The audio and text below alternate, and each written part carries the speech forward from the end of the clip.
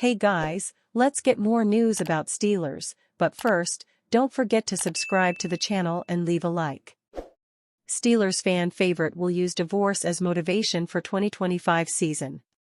A recent offseason workout video of former Pittsburgh Steelers quarterback Justin Fields has stirred a mix of awe and heartache among fans.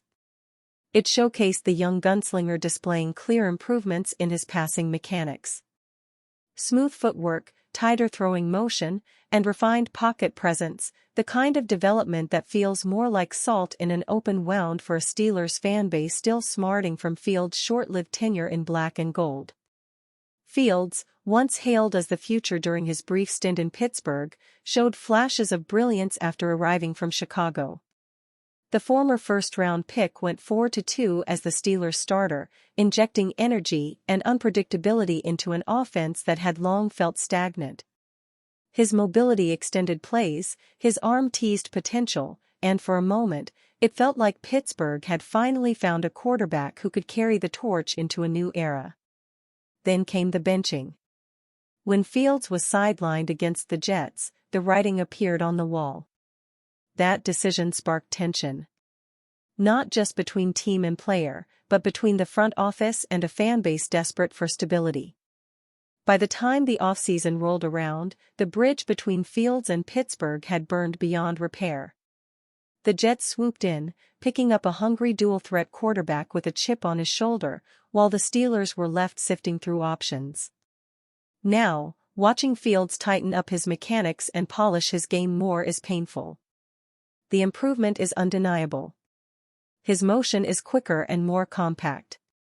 His timing appears sharper, and his throws, especially on intermediate routes, have more zip and accuracy.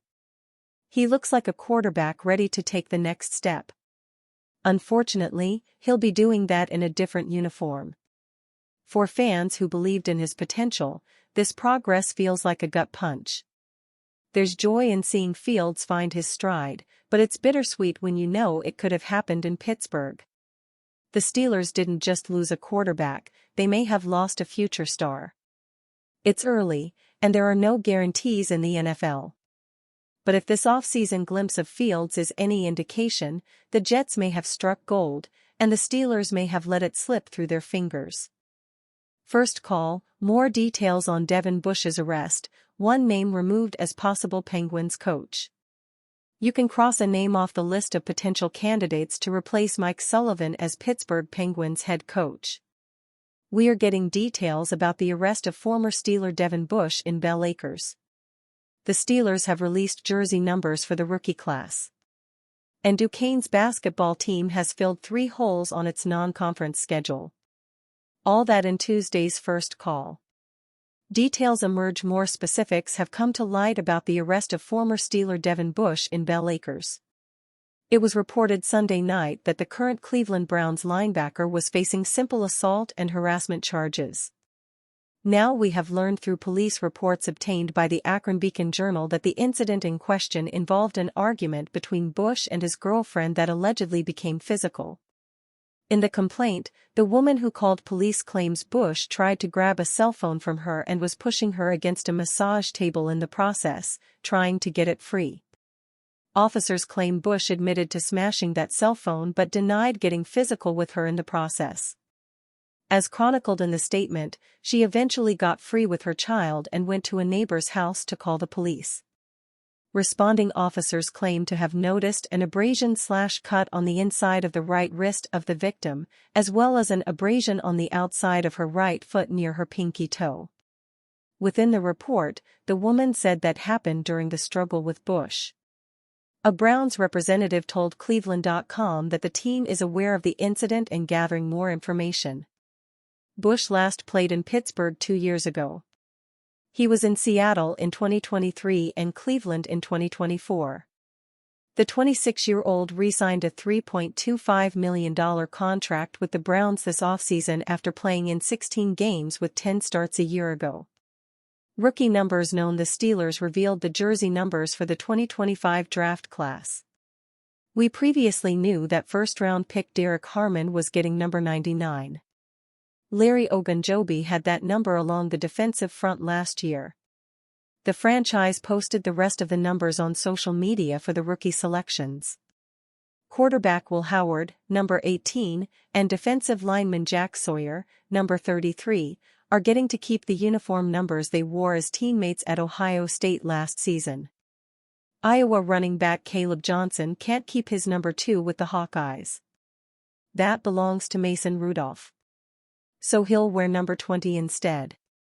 Pitt kicker Ben Sauls is getting number 29.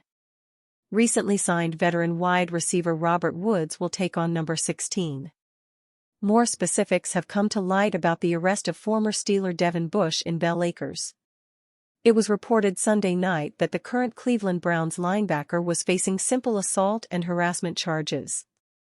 Now we have learned through police reports obtained by the Akron Beacon-Journal that the incident in question involved an argument between Bush and his girlfriend that allegedly became physical.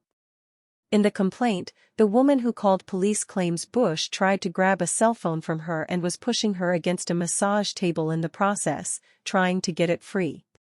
Officers claim Bush admitted to smashing that cell phone but denied getting physical with her in the process.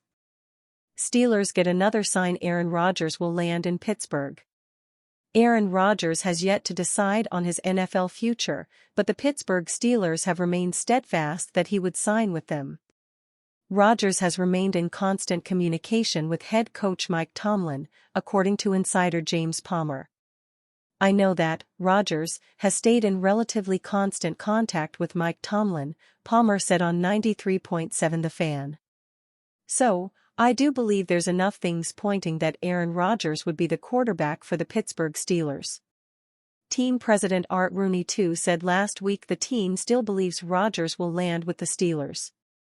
"We're still kind of getting the same signals we've been getting recently that he does want to come here," Rooney said. "I do think we may get word soon, obviously, with things starting to crank up here with the off-season programs. If he's coming, we would like to get him here soon for some of that." The four-time MVP said last Thursday on the Pat McAfee show that he was working through some personal issues and could not commit to the Steelers or any other team until they were resolved. He added that throughout the process, he has informed the teams of all of that. "I am trying to be open to everything and not specifically attached to a decision. I'm not holding anyone hostage," Rodgers said. "I've been upfront from the beginning. I don't mean any disrespect to anyone on a team. I'm just going through a lot in my personal life that has to take priority. I don't think it was fair to the Steelers or anyone while I deal with a lot of things off the field. The people that know. The people that don't, make up, expletive, about me." The Steelers have 3 quarterbacks on the roster, but general manager Omar Khan said they would have 4 on their training camp roster, with the last one likely being a veteran. Rodgers is the top candidate for that, and Pittsburgh remains confident he will sign. And you, fan? What do you think about Aaron Rodgers' situation? Write to us in the comments.